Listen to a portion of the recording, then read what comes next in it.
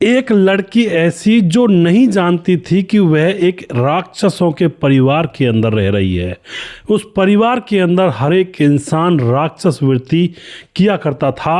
और उसके बाद उस बेटी के साथ जो होता है दोस्तों, 1990 के दशक के अंत से लेकर 2000 के दशक के लास्ट तक यूनाइटेड किंगडम में एक ऐसी घटना घटी थी जिसने ना सिर्फ यूके को बल्कि भारत के एक बड़े राज्य पंजाब को भी हिलाकर रख दिया था दोस्तों। साजिश इतनी चौंकाने वाली रची गई थी कि हत्यारों की मानसिकता के बारे में जानकर आपका भी खून खौल जाएगा। यहाँ पर क्या हुआ था, पूरी कहानी जानेंगे। वीडियो को लास्ट तक जरूर देखा करें, क्योंकि दोस्तों इन चीज़ों से हमें बहुत कुछ नॉलेज मिलती है अपने जीवन में उतारने के लिए। नमस्कार, मैं हूं सुदेश कुमार और जीतू सुदेश चैनल में आपका स्वागत है। सुरजीत कौर नाम की एक लड़की जिसकी उम्र होती है 16 साल, 1987 की बात यह कर रहा हूं मैं फिलहाल, यानी कि 1987। और उस सन में जो यह सुरजीत कौर होती है, यह 16 साल की थी। इसके माँ बाप का नाम होता है महेंद्र पाल सिंह ढिल्लो, माँ का नाम होता है सुरेंद्र कौर। और यह लड़की बहुत ज़्यादा खुशमिजाज थी, यानी कि हंस कर रहा करती थी। जहाँ भी आराम से लोग बैठे हों, उदास बैठे हों, वहाँ पर अगर यह लड़की पहुँच जाए तो पूरा खुशी का माहौल वहाँ पर हो जाया करता था। इस तरह की खुशमिजाज यह लड़की थी, बहुत ही हंसाने वाली थी। इसका जन्म 17 जुलाई 1971 को 17 जुलाई 1971 को इंग्लैंड के कोवेंट्री शहर में हुआ था। और दोस्तों, इसका जो माँ बाप थे वो इसको अच्छे से पढ़ाते हैं, लिखाते हैं, लेकिन उस दौर में आपको पता होगा लड़कियों की शादी बहुत ही कम उम्र में कर दी जाती है। तो माँ बाप भी इसकी शादी के लिए लड़का ढूंढने लगते हैं। और फिर इनको एक लड़का मिलता है जिसका नाम होता है सुखदेव सिंह, जिसकी उम्र होती है 26 साल। लड़की की उम्र 16 साल, लड़के की उम्र 26 साल। सीधा सीधा 10 साल का डिफरेंस था। लेकिन दोस्तों, उस दौर में ऐसा डिफरेंस कोई ज़्यादा बड़ा डिफरेंस नहीं माना जाया करता था। अब उस समय शादी जल्दी जैसे करते थे, तो भाई अब इन्होंने शादी की तैयारियां की और लड़के के परिवार को देखा, लेकिन इनको लड़के का परिवार ऊपर ऊपर से अच्छा लग रहा था, कोई दिक्कत नहीं थी। तो अब इन दोनों की शादी करवा दी जाती है। और जो लड़का होता है उसके परिवार में, लड़के का नाम था सुरजीत अठवाल और उसके माता पिता, और वह पीछे से पंजाब के रहने वाले थे, पंजाब के एक गांव के। और दोस्तों, माँ का नाम था बच्चन कौर, जो कि विधवा थी और बहुत ही कड़क थी। बड़ा भाई सुखदेव सिंह अठवाल और छोटा भाई हरदेव सिंह, और बहन थी भजन कौर। ये लड़के के खानदान के अंदर लोग थे।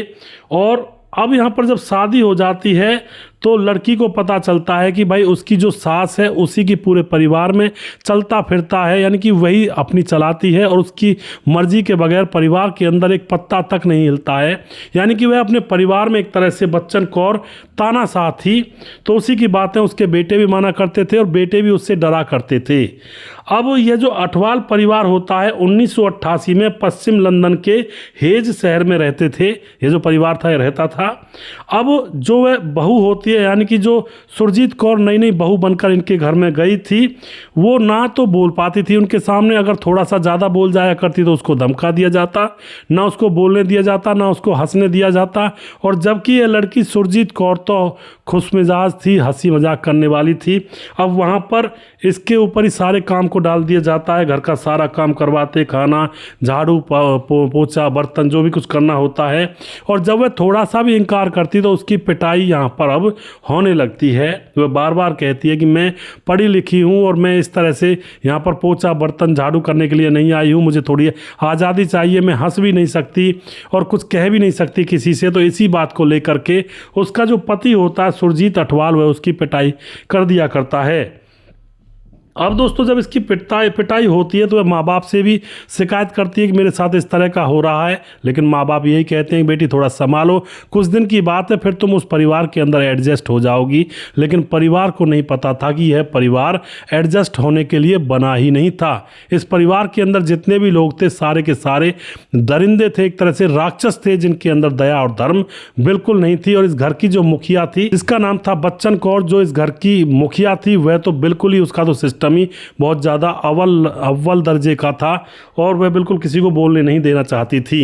अब कुछ दिन के बाद 1989 में 1989 में जो छोटा देवर होता है हरदेव, उसकी शादी हो जाती है और उसकी शादी होती है सरबजीत से। सरबजीत नाम की जो महिला होती है, अब यहाँ पर उसको भी जो अठवाल परिवार है इसकी सच्चाई का पता लग जाता है। यहाँ पर औरतों के ऊपर जुल्म हुआ करते और झाड़ू पोछा बर्तन और न जाने क्या क्या बातें किया करते और ना इनको बोलने दिया करते ना हंसने दिया करते और बहुत ही बुरा यहाँ पर हाल था। तो अब दोनों यहाँ पर जेठानी और देवरानी इस घर के अंदर बंदिश इनके ऊपर लगाई गई थी, लेकिन अब क्या करें, घर वाले भी यही कहते हैं कि भाई तुम थोड़ा एडजस्ट करो। अब कुछ दिन के बाद दोनों को एक एक बच्चा हो जाता है और दोनों अपने अपने बच्चों को खिलाने में व्यस्त हो जाती हैं, पालने लगती हैं।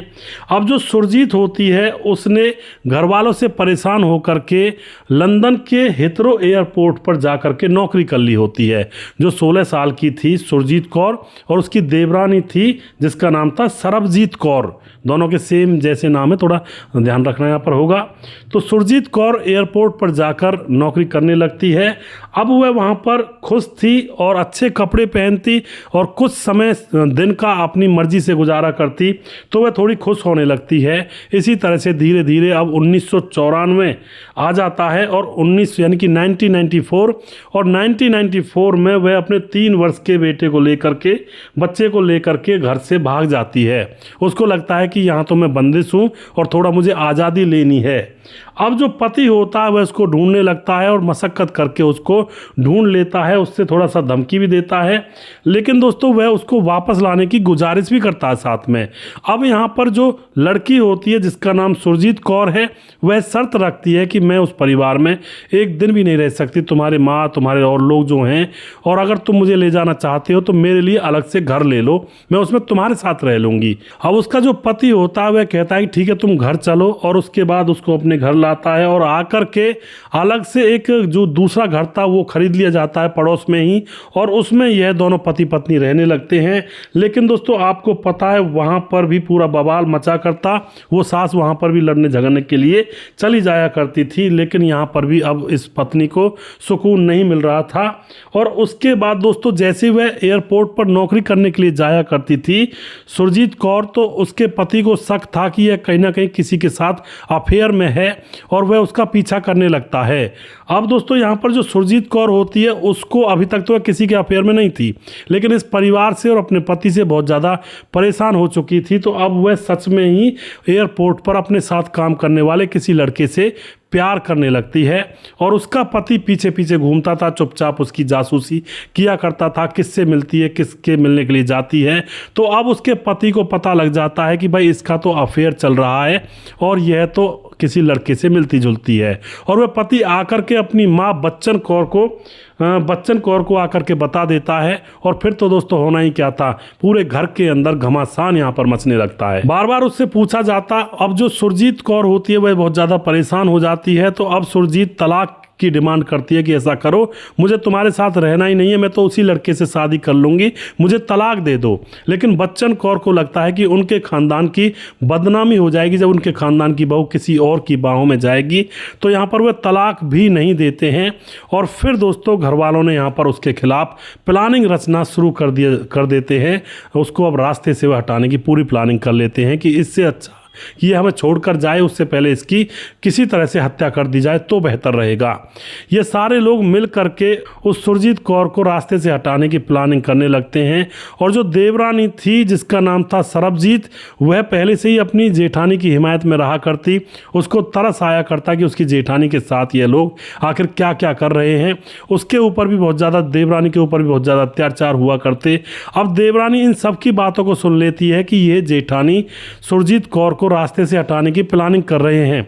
अब तो जो देवरानी होती है उसको अंदर से जी घबराने लगता है, उसको लगता है कि अब बहुत बड़ी अनहोनी होने वाली है। और दोस्तों सास जो होती है अब इसको पंजाब ले जाने की प्लानिंग करने लगती है कि भाई इसको पंजाब ले जाते हैं और वहीं पर इसका काम तमाम करवा देंगे। अब पंजाब घुमाने के लिए उससे कहती है कि ऐसा करो सुरजीत, तुम हमारे साथ चलो, पंजाब घूम कर आते हैं, वहाँ पर तुम्हारा माइंड फ्रेश हो जाएगा और उसके बाद आने के बाद अगर तुम चाहोगी तलाक लेना तो हम तुम्हें तलाक दे देंगे। अब तो सुरजीत कौर उस सास की चाल में आ जाती है, वह समझ नहीं पाती है कि मामला क्या था और उसके बाद वह उसके साथ पंजाब चली जाती है। इधर जो देवरानी होती है वह बहुत ज़्यादा घबराई हुई थी, बता नहीं पा रही थी क्योंकि उसको डर था कहीं उसके ऊपर कोई ऐसी आफत ना आ जाए, क्योंकि उसका पति भी अपनी माँ की चाल में रहा करता। तो अब देवरानी जो होती है हिम्मत करके घर से दूर जा करके क्राइम स्टॉपर्स पर एक चिट्ठी डालती है और वहाँ पर सब कुछ बताती है। पर दोस्तों पुलिस ने इस बात की तरफ ध्यान नहीं दिया और अब 1998 10 दिसंबर को जो सास होती है वह जो सुरजीत कौर अपनी बहू को पंजाब ले गई थी वह वापस लौटती है और बेटी के पिता जो होता वह पूछता है कि मेरी बेटी कहाँ है। उसको पता लग गया था कि उसकी बेटी सुरजीत कौर अपनी सास के साथ घूमने के लिए पंजाब गई है। तो जब पिता पूछता है कि मेरी बेटी कहाँ है तो सास कहती है कि वो तो किसी को लेकर यहाँ से भाग गई थी, पंजाब में ही उसका कोई प्रेमी था। अब पिता को और माँ को बड़ा शक होता है कि हमारी बेटी ऐसा तो नहीं कर सकती कम से कम। उसके बाद माँ बाप को शक होता है तो 21 दिसंबर को पुलिस में जाकर FIR दर्ज करवा देते हैं और लगातार पुलिस के पीछे पड़े रहते हैं। तो अब आ जाती है फरवरी 1999 में सुरजीत ने 1 लाख रुपए का जो बीमा का दावा होता है सुरजीत के पति ने वो अपनी पत्नी के लिए किया। तो पुलिस को यहाँ पर शक हो जाता है कि भाई बीमा की राशि का दावा किया जा रहा है, इनको तो कोई गम ही नहीं है। तो अब यहाँ पर पुलिस परिवार के लोगों से पूछताछ करने के लिए उठती है और फिर उस लड़की के लापता पोस्टर लगाए जाते हैं। 10,000 पाउंड का इनाम भी रखा जाता है कि वो लड़की कहीं से मिल जाए और पूछताछ नॉर्मल ही की जाती है। लेकिन देवरानी सरबजीत रात दिन इसी बात के बारे में सोचा करती कि अब जो मेरी जेठानी है वो वापस तो आने वाली है नहीं, क्योंकि ये लोग उसको मार कर आ गए हैं। अब जो देवरानी होती है सरबजीत वो दिन रात डर के साए में रहती है और 2004 तक आते आते उसका दिमाग इतना ख़राब हो जाता है कि उसको पैनिक अटैक आता है और पैनिक अटैक जैसे उसको आता है तो ये घर वाले उसको हॉस्पिटल ले जाते हैं। वहाँ पर उसकी हालत तो सही हो रही थी लेकिन अब वह एक मन बना चुकी थी कि अब वो सच्चाई को लोगों के सामने लेकर ही आएगी।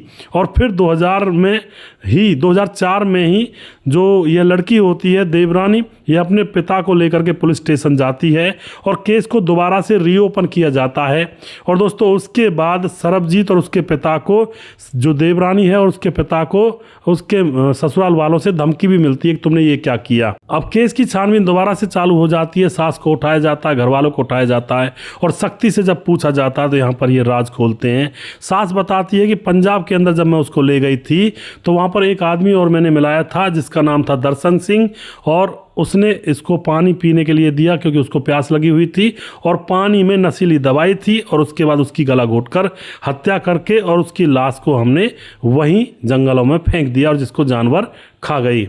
अब तो उसके बाद ये जब केस खुलता है दोस्तों घर वाले ही राक्षस निकलते हैं। तो अब इन लोगों को प्लानिंग के तहत जो प्लानिंग इन्होंने रची थी और सास ने मरवाया था और जिसने मारा था इन सभी लोगों को अरेस्ट किया जाता है और इनको आजीवन कारावास की सज़ा होती है इस सास को। लेकिन दोस्तों 2022 में जो बच्चन कौर होती हैं ये सास 70 साल की उम्र में जेल जाना पड़ा था। तो इसकी तबीयत ख़राब होने की वजह से और कुछ मेडिकल जो चीज़ें होती हैं उनकी वजह से इसको 2022 में रिहा कर दिया जाता है जेल से तबीयत को देखते हुए। और दोस्तों अब ये जो कहानी है लोगों के सामने जो देवरानी थी सरबजीत उसने ये कहानी अपनी किताब shamed the honour killing that's shocked Britain इस किताब के अंदर इन्होंने इस पूरी कहानी को डिटेल में लिखा है। और यह जो देवरानी है यह भी इस परिवार से अलग हो जाती है, दूसरे लड़के से शादी कर लेती है और अपना घर बसा लेती है अच्छे से। तो इस तरह की ये कहानी थी दोस्तों जो इंडिया से बाहर भी घटित हुई और पंजाब के अंदर भी आकर घटित हुई। तो इस तरह के लोग भी इस दुनियादारी के अंदर रहते हैं। दोस्तों आप क्या कहना चाहोगे उस लड़की के बारे में जो कि खुशहाल लड़की थी, सबके साथ हंसना बोलना उसका काम था, लेकिन उस लड़की के ऊपर बंदिशें लगाई, इतनी परेशान की गई, फिर उसके बाद उसने अफेयर भी किया कि मेरा घर कहीं और बस जाए। लेकिन उन लोगों ने सोचा कि अगर ये भाग गई तो हमारे परिवार की बदनामी होगी, इसलिए प्लानिंग के तहत उस लड़की को इंडिया लाकर पंजाब के अंदर उसकी हत्या करवा दी, लाश को जंगली जानवरों को खिला दिया।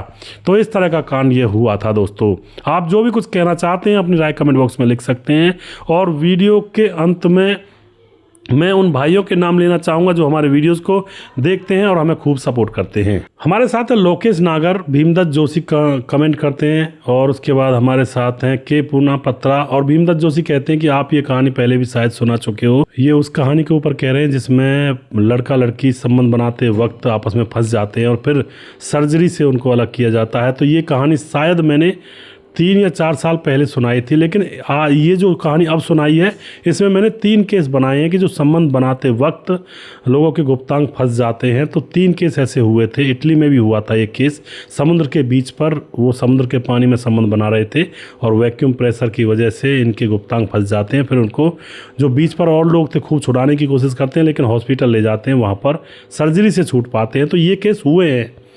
तो पहले भी मैंने शायद एक कहानी सुनाई होगी इनमें। आज मैंने ये जो अब कहानी सुनाई थी इसमें तीनों केसों को लिया था।